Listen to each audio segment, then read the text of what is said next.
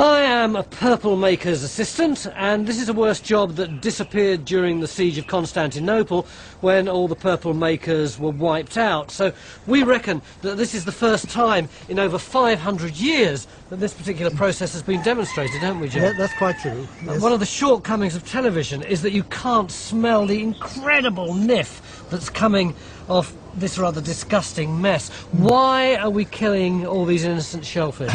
Well, this, Tony, is the basis of the whole of the imperial purple industry. This was the dye, the most prestigious dye in the world, in fact. The Romans, of course, made it an imperial monopoly, and this went on right into the Middle Ages, in actual fact. So how do you make it out of these things? Yes, well, basically, we have the mollusk. This is the Murex trunculus, and what we have to do is to make an incision into what, in fact, is the hypobranchial gland, and when we've done that, the dye or the precursor comes out, and the air, in fact, oxidizes it to the purple pigment. But of course, the old dyes had to do this on a vast scale, and this involved, in fact... Oh! Now, I really didn't know you were going to do that. Don't hit it too hard, otherwise you get all the entrails over the floor. Don't tell me, it was you who whacked it. That's the technique. So we'll have to work through these. I've kept these on one side. I've done those for you previously. I don't want to hear that hard. That's the idea. Smashing a few stinking shellfish is stomach-turning enough, but the purple makers had to smash at least 1,000 to dye just one cloak. I can understand why only royalty could afford it. And put them into the pot. God, doesn't it affect you? Well, no, perhaps I'm used to it. There we are, some more over there. Those we did earlier, of course. So now these will be put into the water, and then eventually, to get the actual dye, it takes about 10 days fermentation. Come on. In here like this? That's it. This is in order to extract the dye, or rather the pigment, from the macerated mollusks. How much water do you want? That's about right, yep. Then the dye will...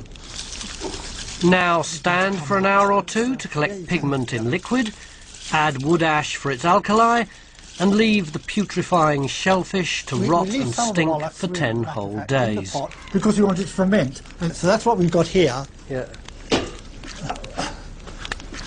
Now you notice we have a lid on it. Why is that? Well, basically we want to keep it in the dark. Otherwise what happens is that the light, in fact, can break the dye down to what we call debrominate it. In other words, we take the redness out and we end up with a blue. So we can end up with this colour as opposed to that one. How do we know when this is ready? And this will be tested, in fact, either by the feel, which feels slippery, or by the taste. And this is shellfish that have been fermenting for 10 days? Exactly, yep.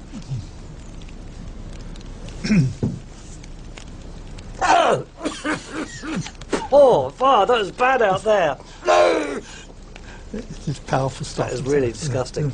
And what happens when you feel it? What do you? If it feels slippery, this gives an idea of the degree of alkalinity. If it was acid, it would be rougher. That's the technique. Oh. And then they really tasted it? And the other way is to taste it, in fact.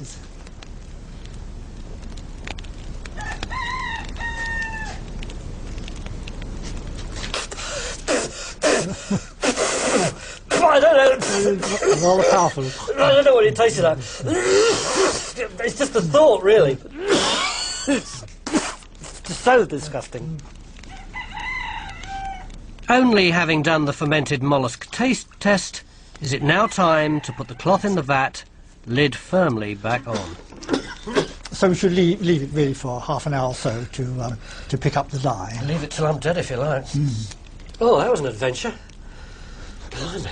And after half an hour, it's time to expose the cloth to the air and see if it's worked. Oh, look! Wow.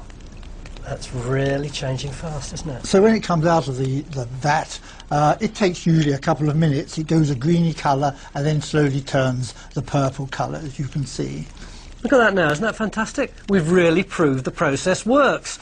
So the lives of all these poor little foul-smelling shellfish weren't sacrificed in vain. And if it hadn't been for all the stirring and the bubbling and the feeling and the tasting, then our royals would never have been swathed in all this kind of stuff. they'd have been dressed in fuchsia pink or lime green. Join me next time when I'll be down the bottom of the careers barrel again, scraping up some more worse jobs.